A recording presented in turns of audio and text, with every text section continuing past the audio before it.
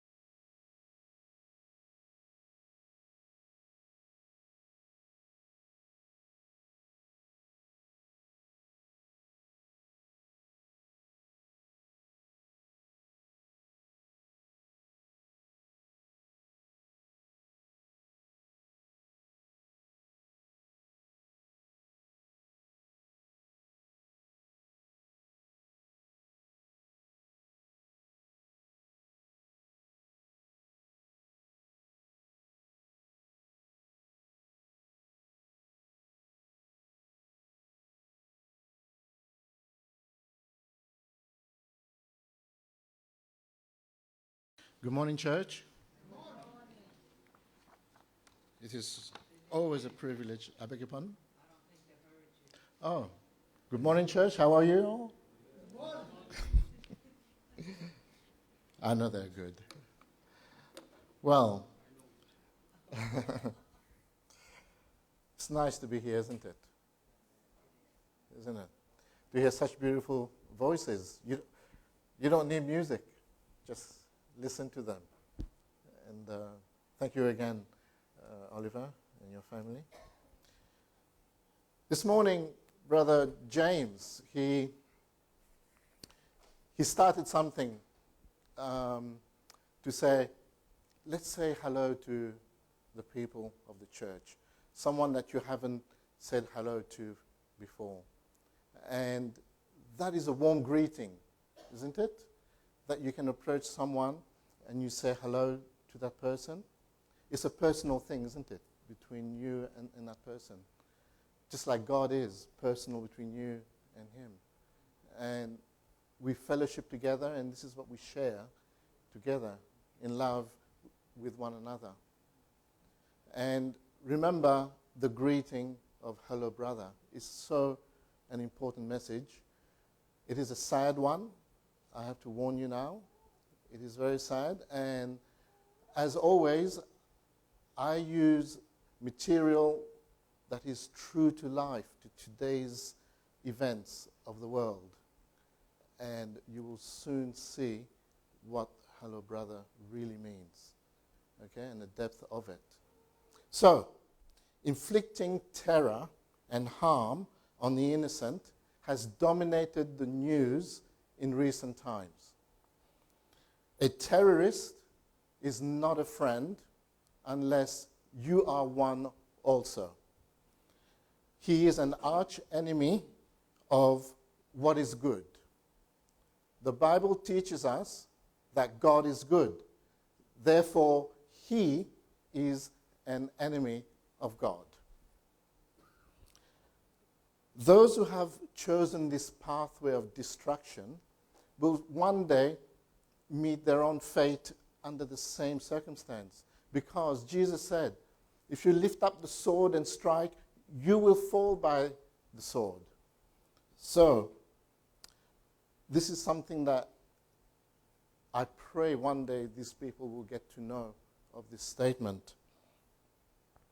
As I look back at the acts of these things, of terrorism, how it began, how it surfaced into the world, into the news media, because today you hear nothing but such events. it dominates the news. If you switch on the news, in the evenings, you will hear nothing but tragic circumstances that have happened around in the world. He has killed his wife. They have done this. They have murdered this. She has killed their children. It happens all the time. And you hear of terrorist activity all the time. So for me to look back, I thought of reflecting back when I was a child. And as some of you would know, I grew up in London, in England, in the 1960s when my family went there. And at the time, there were a lot of tragic circumstances floating around in the news, such as JFK, the assassination of JFK. That had just gone, and a few years passed by, and then the assassination of Martin Luther King Jr. So those two events, especially Martin Luther King Jr., that really, I remember that so clearly as if it was yesterday. And then towards the end of the 60s, there was the Vietnam War. So that was another dominating factor of that era. Into the 70s, you start to hear of hijackings of planes. The terrorists start to evolve and do their thing to cause harm and destruction and instability to what we would like to have as world peace. So they start their tragic acts that no one would like to go through. So these things start to surface. And I'm talking with respect to living in London at the time. And England itself was going through its own problems with the Irish Army, the IRA, because England had taken a small portion of Ireland, Northern Ireland, and the Irish Republic wanted to have that back to them. But for them to do something back to the British, what they did, they started bombing high-class stores in London, like Harrods, for example, Selfridges. I don't know if you know this particular one. They're huge department stores down in Oxford Street. And they started planting all their bombs everywhere. And people were just so afraid to go and do some shopping at these department stores. And they're high-class department stores as that. Now, the IRA was doing that, being the military part of that group of people, with Sinn Féin being the political arm of that group. And then the UK went into war towards the end of the 70s with Argentina over a group of islands down in the South American coastline, the Falkland Islands. Thank you, Brother Chu. The Falkland Islands. So they started doing that. And there were still few hijackings on the airplanes. You would hear them every now and then. Then came the big mother of all, the hijacking.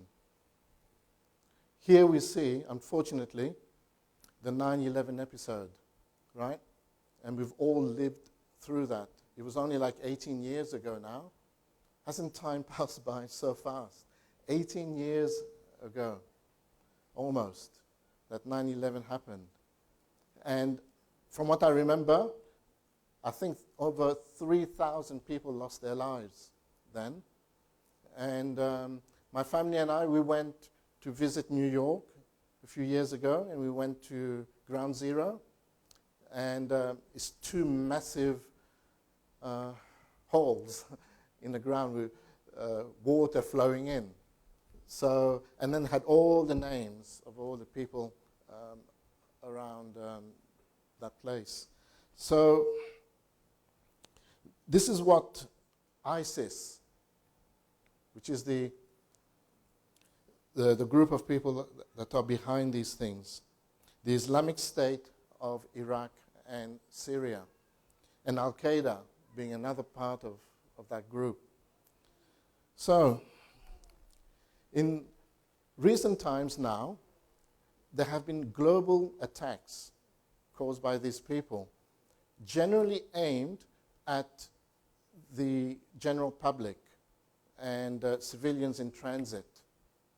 So there were, like the Madrid train bombings in 2014, airport bombings in Brussels 2016, the Paris bombings in 2015, Westgate shopping mall attack in Kenya in 2013, the Boston Marathon bombing.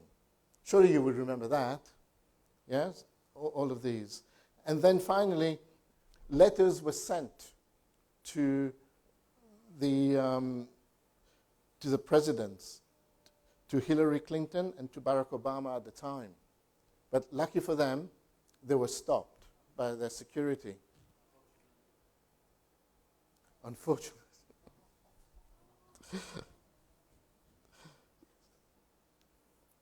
So the airports were under immense pressure to make sure that we would travel safely each time that we go through their gates.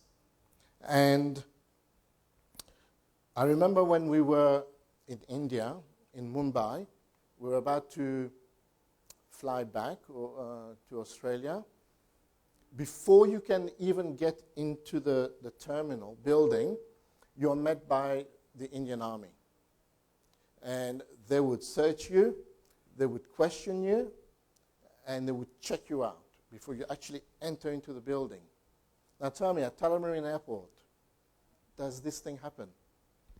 No, it still doesn't. In Brussels, it was like that as well, that you can just enter into the terminal.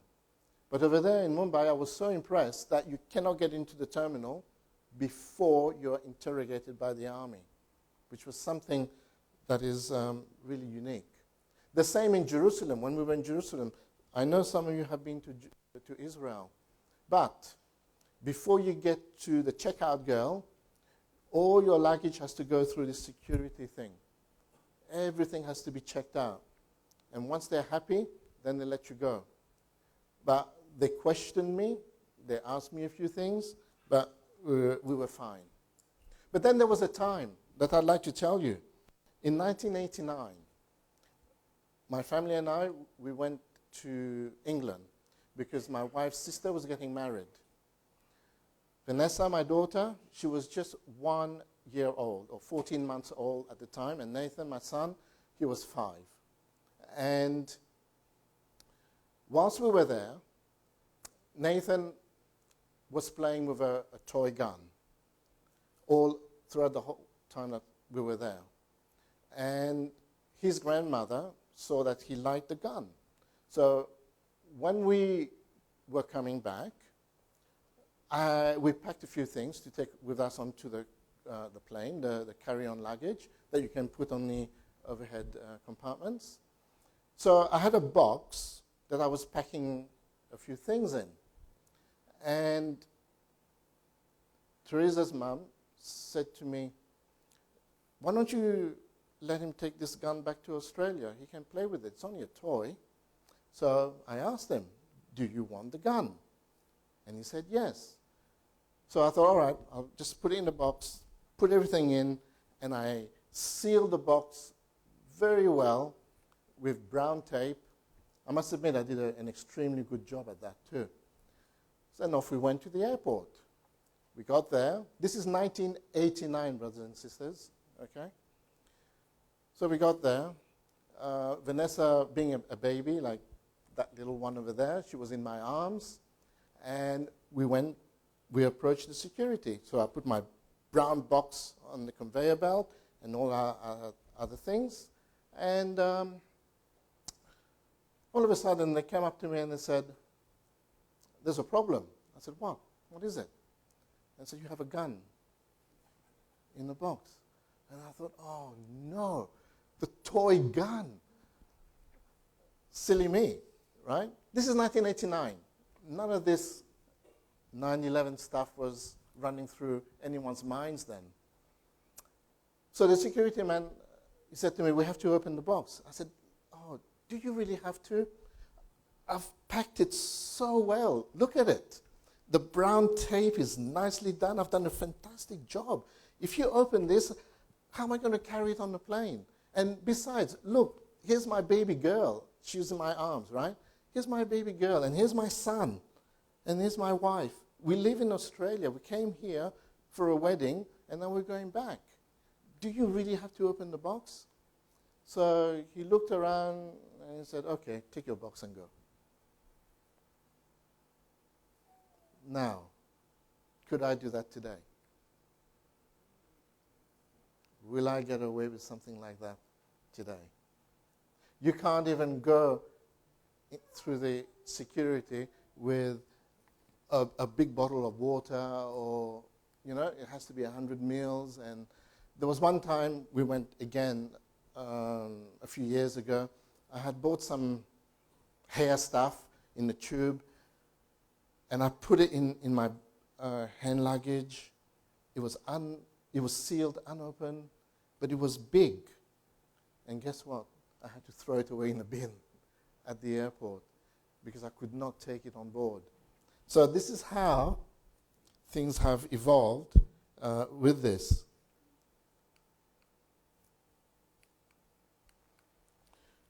So terrorism, it started with a few little hijackings here and there and on the trains, and then it moved over to the airports and the shopping malls. They then went to the stadiums and marketplaces.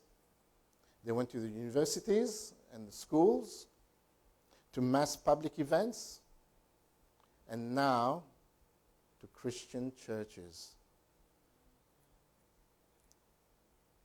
So, this is their plan of attack. They now have come to Christian churches. And this is why I am most concerned about this. This is why, brothers and sisters, you need to know. You need to know. It is a shame that this has happened this way, but we have to live with the enemy. Okay? We have to live with the enemy. They are all around us, everywhere in the world. Wherever you go, you will find one of them around. You will find an ISIS sympathizer, right? They will do certain things that will disrupt the peace. The innocent suffers at the hands of the enemy. The enemy has become more ruthless and radicalized, right? They will stop at nothing. They will do what they think they should do to cause grievous bodily harm, death, and destruction. They will even offer themselves as personal sacrifices. This is what is happening. And Jesus warned us of this in the parable of the tares. And this is what he said. Another parable he put forth to them, saying, the kingdom of heaven is like a man who sowed good seed in his field. But while men slept, his enemy came and sowed tares among the wheat and went his way. But when the grain had sprouted and produced a crop, then the tares also appeared. So the servants of the owner came and said to him, Sir, did you not sow good seed in your field? How then does it have tares? He said to them, An enemy has done this. The servants said to him, Do you want us then to go and gather them up? But he said, No, lest while you gather up the tares, you also uproot the wheat with them. Let both grow together until the harvest. And at the time of harvest, I will say to the reapers, First gather together the tares and bind them in bundles to burn them, but gather the wheat into my barn. It's unfortunate we have to grow and live with these people. There is no way out of it. Satan has to do his work. And it's unfortunate for us. It is a work of destruction and heartache and misery. And we have to abide by what he does. The Bible says it. Jesus said it. So we have to go through this. It's a very unfortunate incident. So the enemy comes to create trouble, nothing but. And recently, we have heard in the news of the New Zealand mosque shooting just a couple of months ago.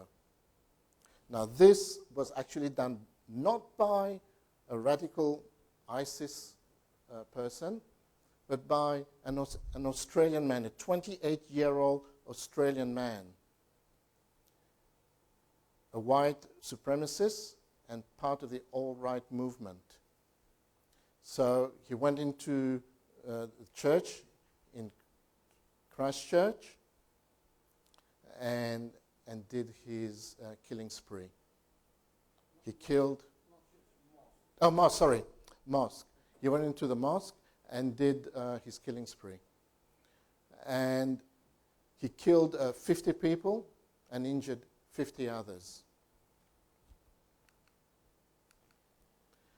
But this is what this man said, this Sheikh Ditat.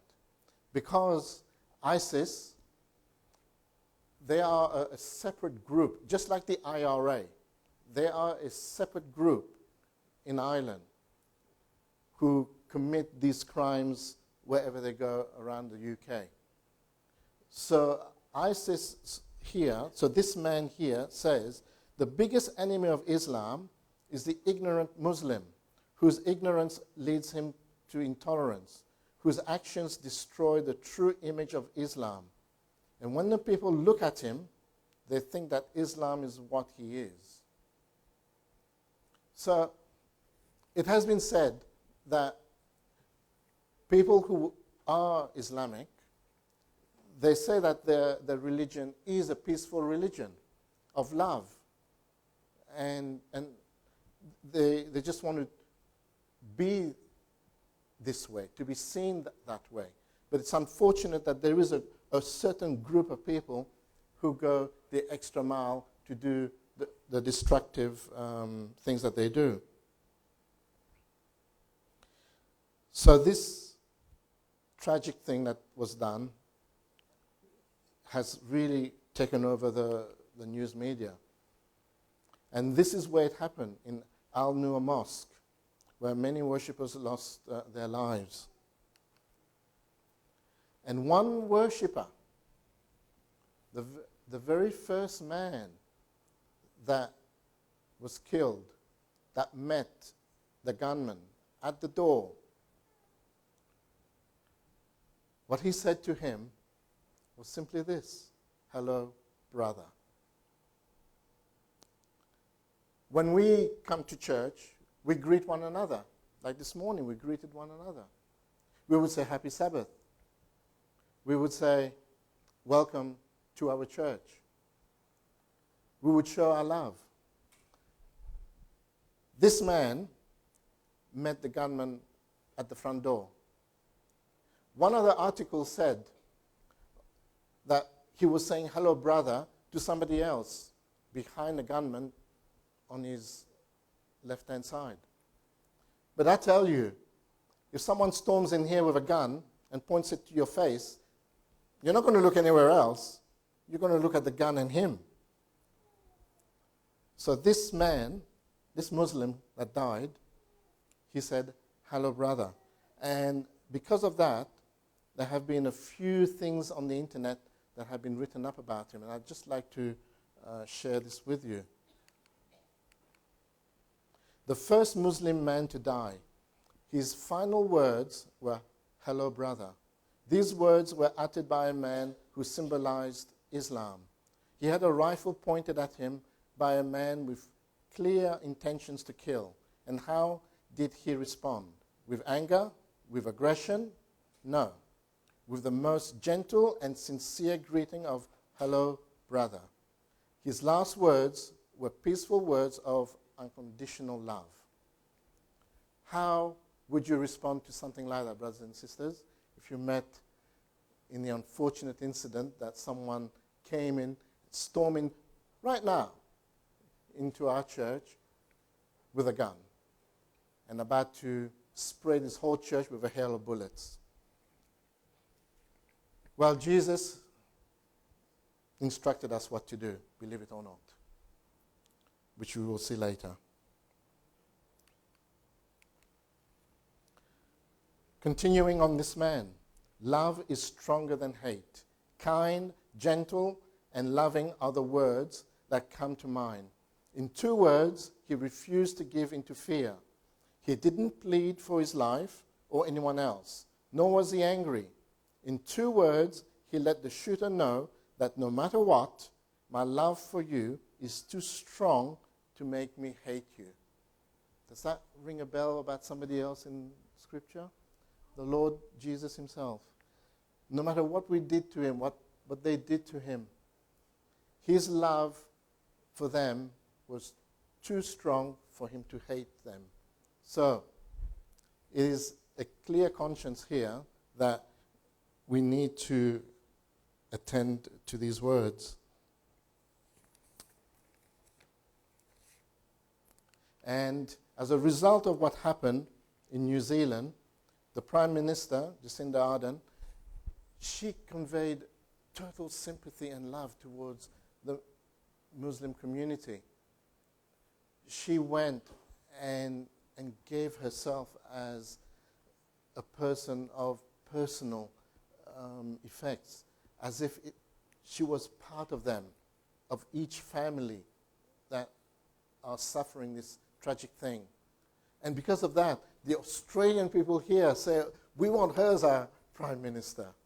But she was beautiful in the reply that she said in the news media, that while many people affected by the shootings may be migrants or refugees, they have chosen to make New Zealand their home. And it is their home. They are us. And look at this picture.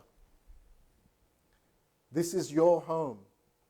And you should have been safe here.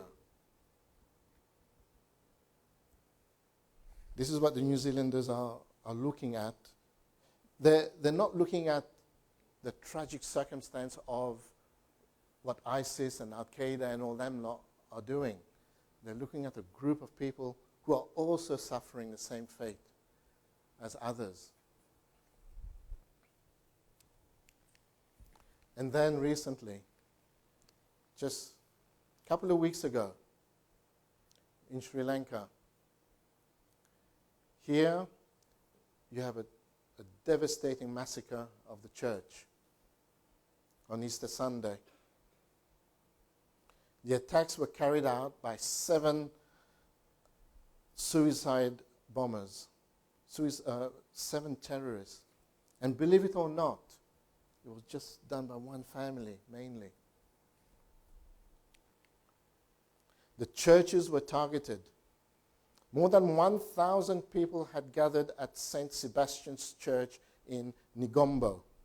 As the Easter services got underway at churches in the cities of Colombo, Negombo, and Batticaloa, the bombers detonated their devices. The victims include citizens from at least 8 countries: Europeans, Australians, Indians, and Chinese. If you search the internet, you can actually see video footage before the destruction of these churches. You could literally see the terrorist bomber walking with a backpack on his back, full, very heavy, and he's just walking, and you can see the congregation. They are doing their worship mass, and then the next thing is destruction. This is what happened to the church in Ngombo, St. Sebastian.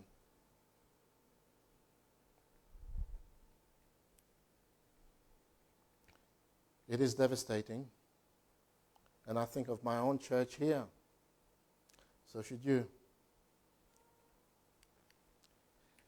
These are the 2 Australians that were killed. How beautiful they looked. A beautiful mother and a beautiful little girl. Now wiped away from the face of the earth. When I saw that, I thought of my own family. And this morning,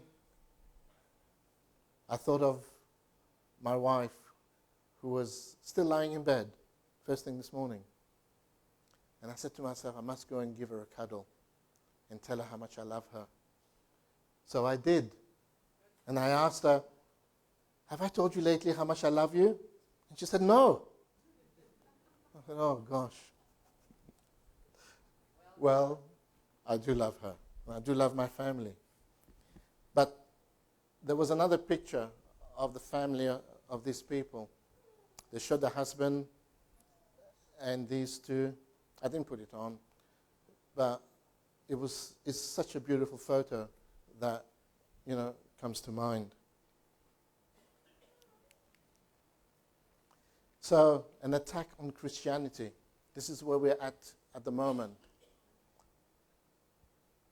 The US Vice President Mike Pence called the attacks in Sri Lanka an attack on Christianity and religious freedom everywhere, and said that he and President Donald Trump were monitoring the situation. So it looks like war between Islam and Christianity. They concentrated on anyone before. They still will do that. So like I said, it started with a few hijackings on the planes. And then it gradually grew, went to where there are mass people. This is what they are looking at. So the devil is doing his work through them as well.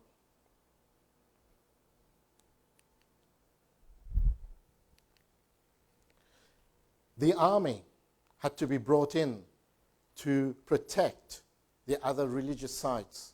In the wake of Easter Sunday's attack, the Sri Lankan army is boosting security around residences of clergymen, churches and religious places of worship, as well as prominent state institutions. The hotels, they were attacked as well. You know, a lot of us here love to go overseas. We have been overseas so many times. And we go to the hotels. And we're here today because nothing happened. But here in Sri Lanka, the Tourism Development Authority has requested that hotels in the country take maximum measures to strengthen security. 3 luxury hotels in Colombo, the Cinnamon Grand, Shangri-La Hotel, and the Kingsbury, were targeted in the blast on Easter Sunday's morning.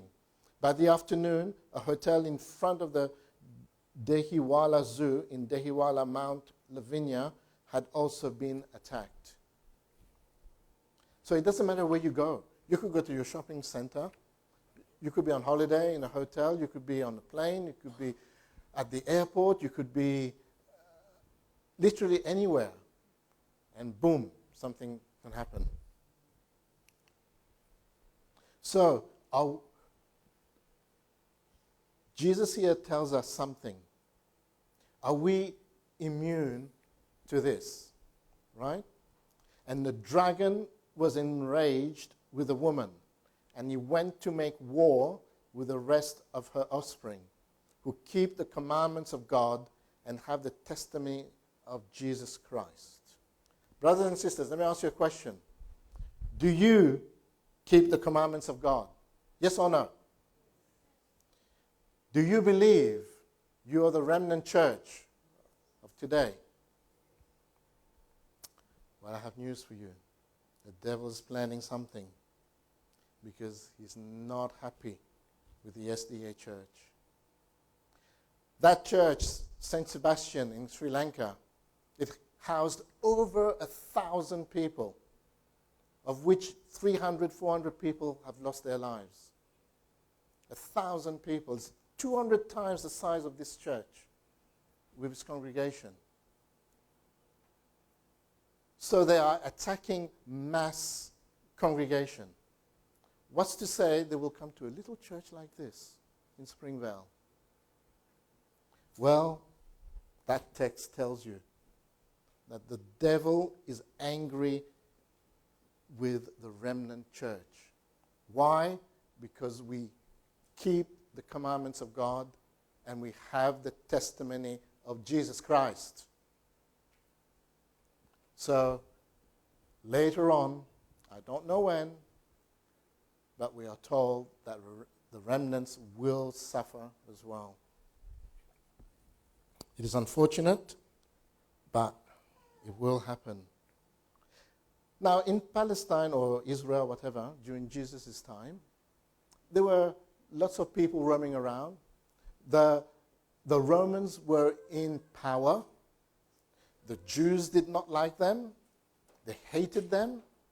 So the Jews were looking at the Romans as enemies of the state.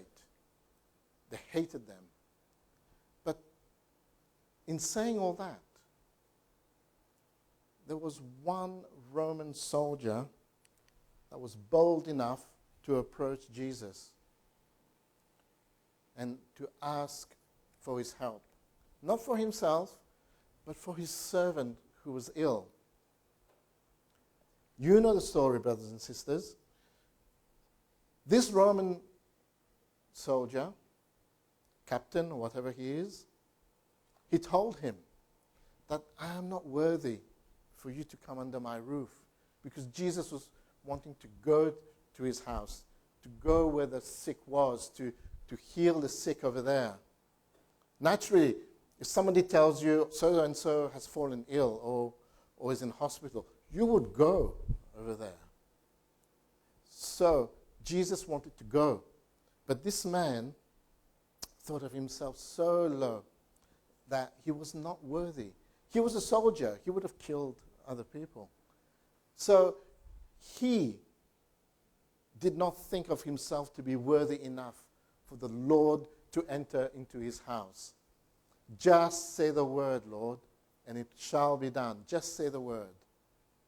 And Christ was so taken by that he had not seen faith so much amongst his own people, let alone a pagan.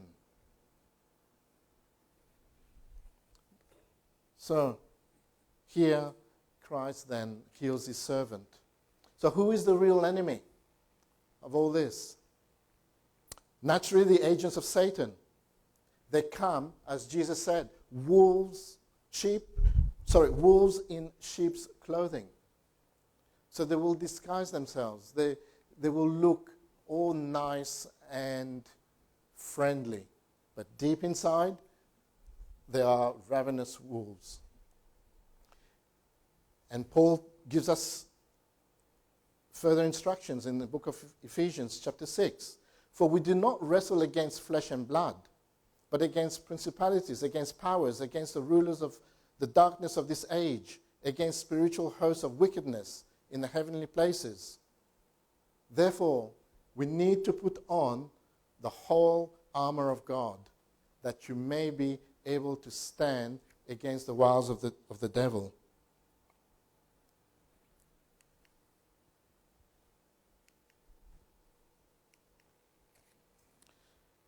And Jesus gave us further instructions. What do we do about these enemies? Do we also kill them?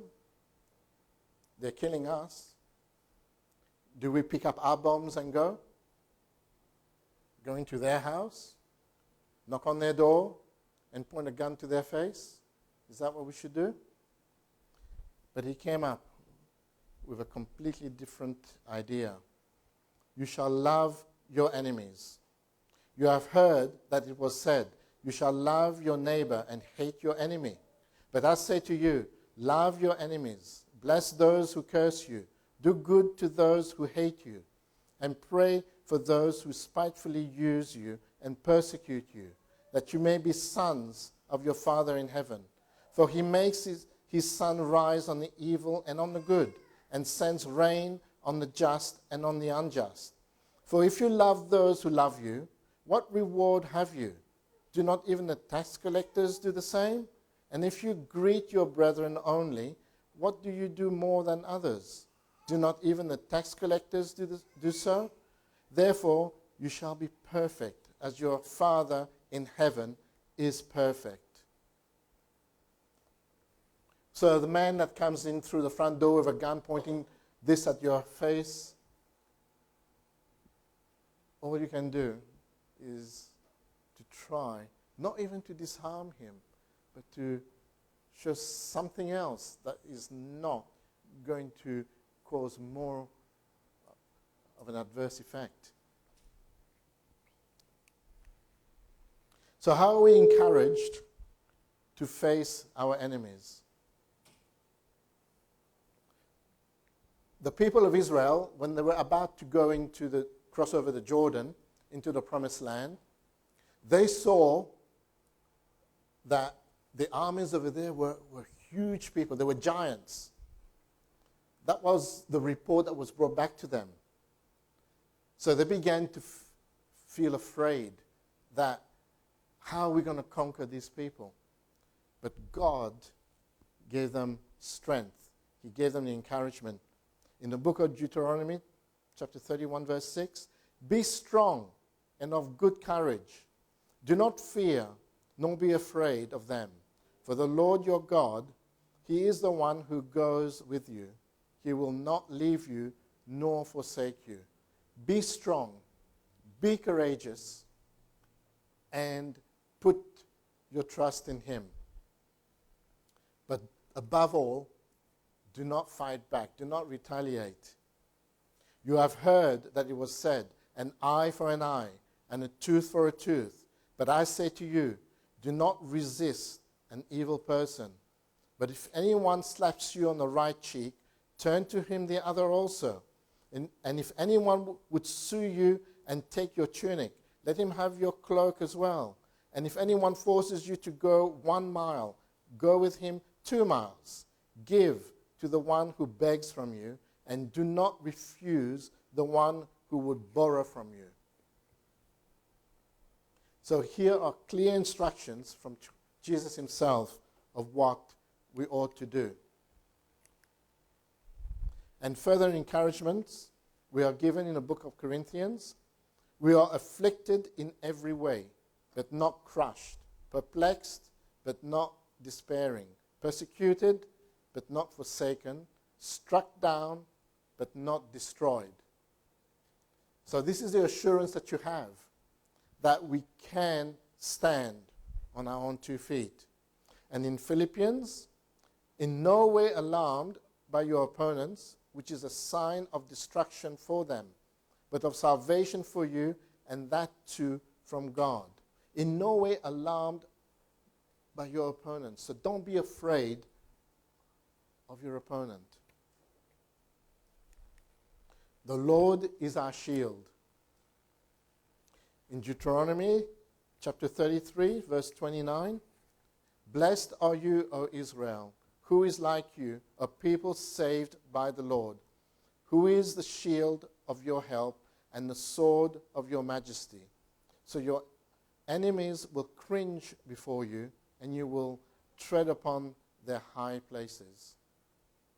The enemies will cringe before you if you put God first as your shield. And we are further encouraged in this book of Psalms 28. The Lord is my strength and my shield. My heart trusts in him, and I am helped. Therefore my heart exalts, and with my song I shall thank him.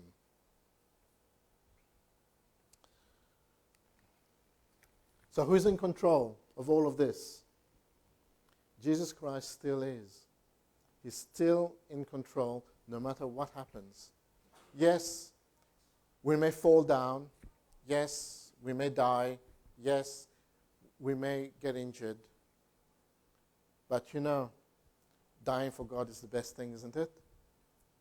And he tells us here in the book of John, chapter 16, verse 33, "These things I have spoken to you, that in me you may have peace. In the world you will have tribulation, but be of good cheer. I have overcome the world." There will always be tribulation. There will always be trouble.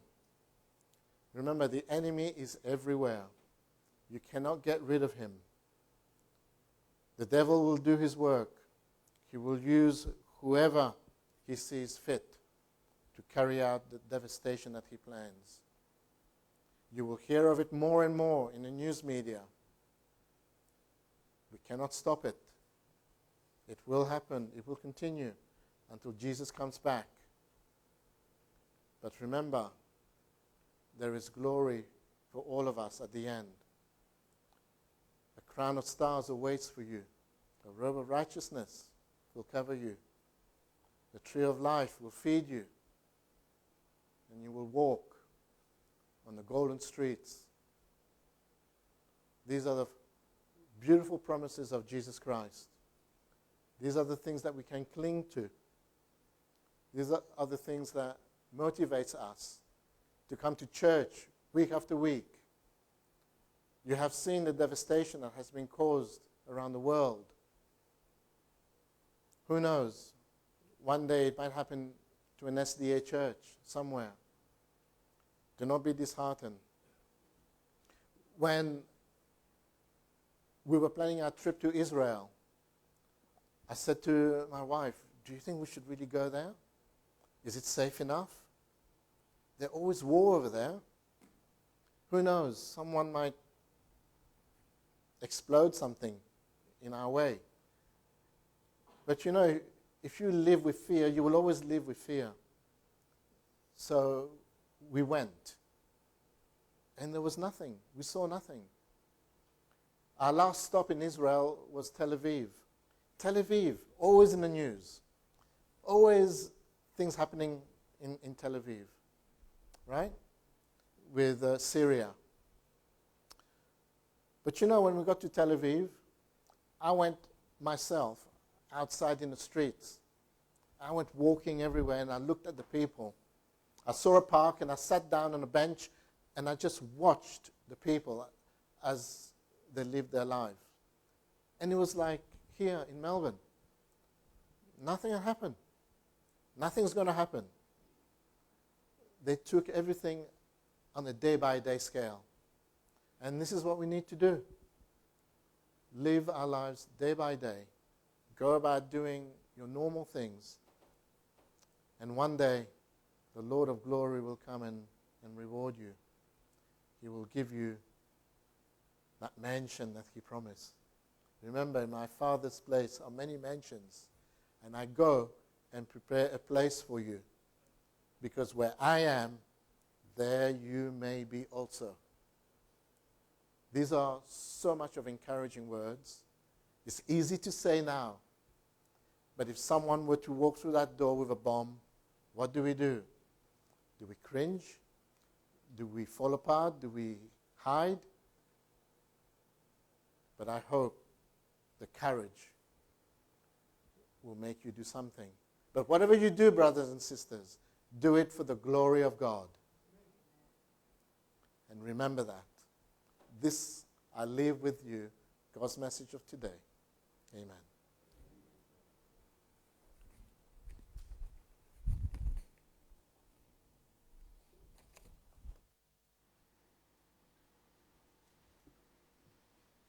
Thank you, Errol, for that. Thank you for joining us. For more information on upcoming events and church services, please visit our website at springvale-adventist.org.au.